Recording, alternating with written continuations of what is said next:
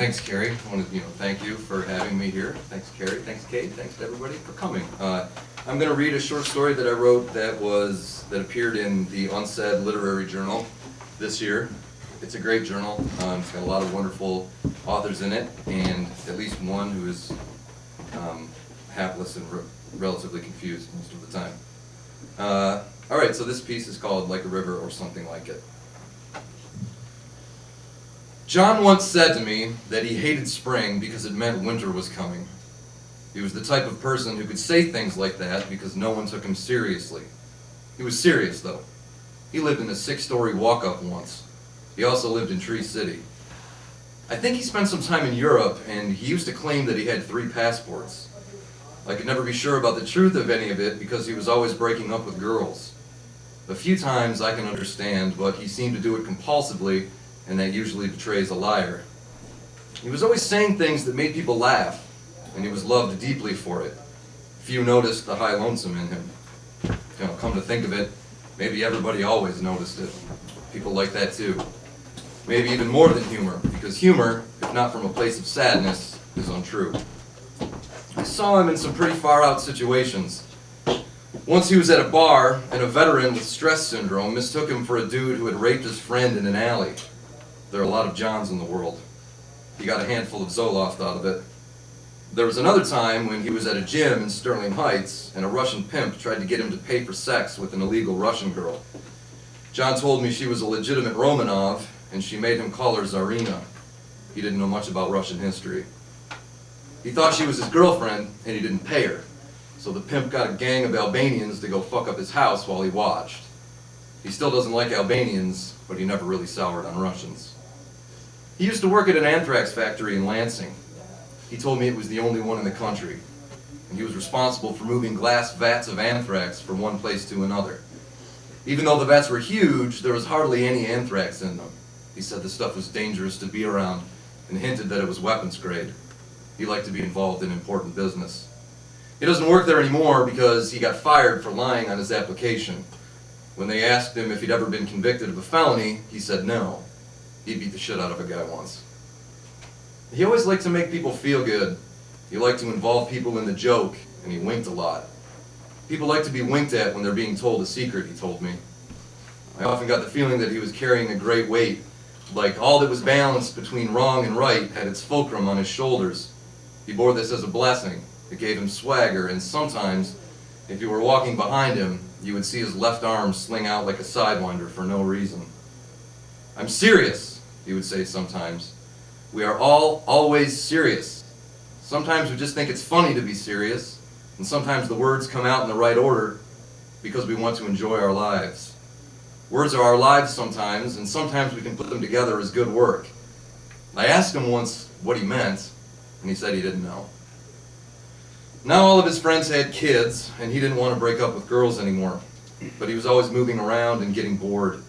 He didn't like anyone as much as he thought he should, and he started telling me things about cosmic jokes and cosmic seriousness and how they are the same thing, just perceived differently by different parts of the brain. He liked to talk a lot about brains. He said that we'd never know anything about how brains work and how Freud was hardly ever right. No more right than anyone has ever been. And he would tell stories about how people used to think that we evolved from wax and vegetables. He was happiest when he would talk about the things that people had stopped believing. He didn't like the things that people believe now because they were too myopic. He said that people only believed in short spans of time. He would say this to girls, and they wouldn't believe him, and he would break up with them. I knew a girl who was a friend of a girl that he had dated. She told me that he used to disappear for days at a time. I can't condone that kind of thing. If you want to be with women, you have to tell them where you are. John liked country music a lot, and maybe he took some of its lessons too much to heart. Hank Williams died when he was 27 and was lonesome as sin. This girl told me that her friend always thought that he was cheating on her, and there was her myopia. Most of the time, he would just stay at home drinking whiskey out of a coffee mug and trying to figure out how to live in this world.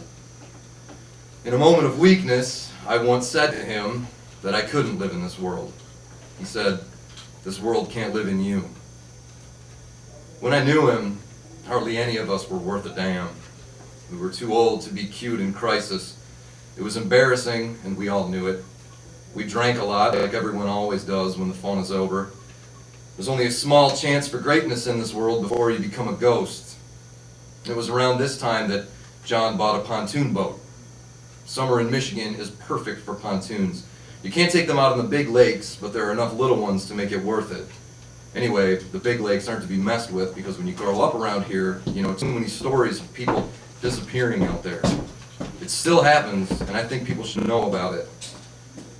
John once told me that he had this friend in high school whose dad used to go up Huron in a yacht. He would do it every year, all the way from Port Huron to the Straits. John's friend played terrible alto saxophone in a cover band and liked to wear Hawaiian shirts. His grandma lived on the river, and sometimes they would go over there and drink beer. He said she had an elevator in her house. They used to take girls down to the end of the dock and get hand jobs. It seemed like these kids were always getting hand jobs. Toward the end, they started getting naked girls to go into the hot tub. When they were seniors in high school, this kid's dad went up to Mackinac on his friend's yacht. On the way back, there were only two of them, so they had to take turns staying awake. That's when his friend's dad disappeared. They never found him. John was there when the Coast Guard called the house to tell this kid's mom that they weren't looking for him anymore. And he still talks about that scream. There was a funeral with an empty casket that everyone had to come home to go to. They had all just started college, and most of them inland. A few years ago, some bones washed up on a beach in Alpena, and a lot of people thought that it might be him, but it wasn't. It was someone else. John would go out onto his pontoon boat and sit still for hours. I've never seen him swim. He said it was because he hated fish. He would always make a point of saying that he wasn't scared of fish, he just didn't like them. He didn't like that they never blinked and that they were so easy to kill. Back in Salt City, when John and his friends would sit at the boathouse, they had to kill a lot of fish.